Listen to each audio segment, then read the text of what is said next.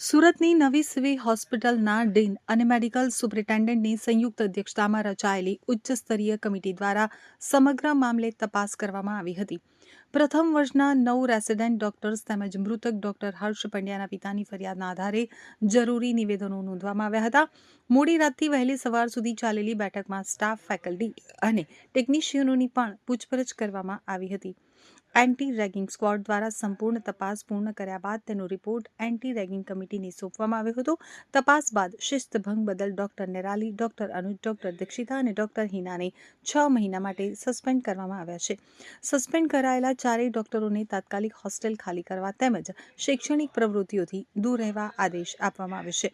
આ ઉપરાંત માઇક્રોબાયોલોજી વિભાગના વડા ડોક્ટર સુમૈયા મુલ્લા સહિત 4 ફેકલ્ટી સભ્યોને શોકોઝ નોટિસ પણ ફટકારવામાં આવી છે. કોલેજ કાઉન્સિલની સર્વાનુમતે બહાલી બાદ વહેલી સવારે સમગ્ર તપાસનો સત્તાવાર રિપોર્ટ રાજ્ય સરકારને સોંપી દેવામાં આવ્યો છે. હવે આ મામલે આગળ રાજ્ય સરકાર અને સંબંધિત સત્તાધીશો દ્વારા શું નિર્ણય લેવામાં આવે છે તેના ઉપર સૌની નજર છે.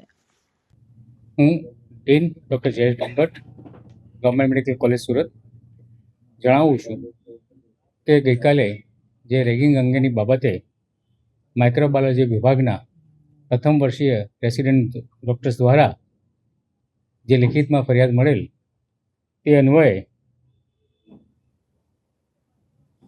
સોમવાર એમાં રાજ્ય સરકારના કડક નિર્દેશો અધિક નિયામક શ્રી ડૉક્ટર જયેશ સદદે સાહેબની સૂચના અને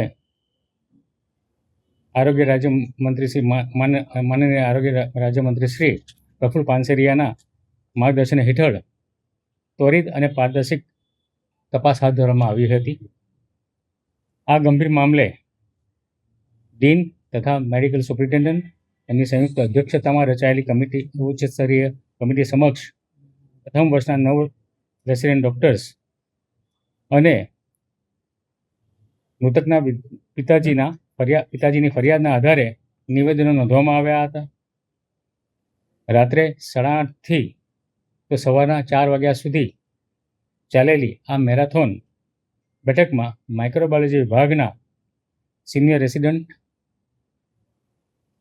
ફેકલ્ટી, જુનિયર રેસિડન્ટ, તમામ ટેકનિશિયન અને સફાઈ કર્મીઓના તમામ સ્ટેક હોલ્ડરના નિવેદનો નોંધી એન્ટી રેગિંગ સ્ક્વોડ દ્વારા એમના દ્વારા રચિત જે ઇન્ક્વાયરી કમિટી હતી તે એમનો રિપોર્ટ એમના સ્પષ્ટ અભિપ્રાય સહિત એન્ટી રેગિંગ કમિટીને સુપ્રત કરવામાં આવ્યો. સદર કમિટીના અહેવાલના આધારે સંપૂર્ણ ઊંડાણપૂર્વક તપાસ, અભ્યાસ તથા જરૂરી પુખ્ત વિચારણાના અંતે અહેવાલના આધારે શિસ્તભંગ અને ગંભીર બેદરકારી બદલ 4 રેસિડેન્ટ ડૉક્ટરો જેઓ દ્વિતીય વર્ષમાં માઇક્રોબાયોલોજી ડિપાર્ટમેન્ટ ખાતે કામ કરી રહ્યા છે, જેમાં 3 વિદ્યાર્થીનીઓ અને 1 વિદ્યાર્થીનો સમાવેશ થાય છે, તેઓને 6 માસ માટે સસ્પેન્ડ કરી તાત્કાલિક હોસ્ટેલ ખાલી કરવા અને કોઈપણ શૈક્ષણિક પ્રવૃત્તિમાં ભાગ ન લેવા અંગેના હુકમ કરવામાં આવેલા. આ સાથે જ માઇક્રોબાયોલોજી વિભાગના વડા ડૉક્ટર સુમૈયા મુલ્લા તથા અન્ય 4 ફેકલ્ટીઓ,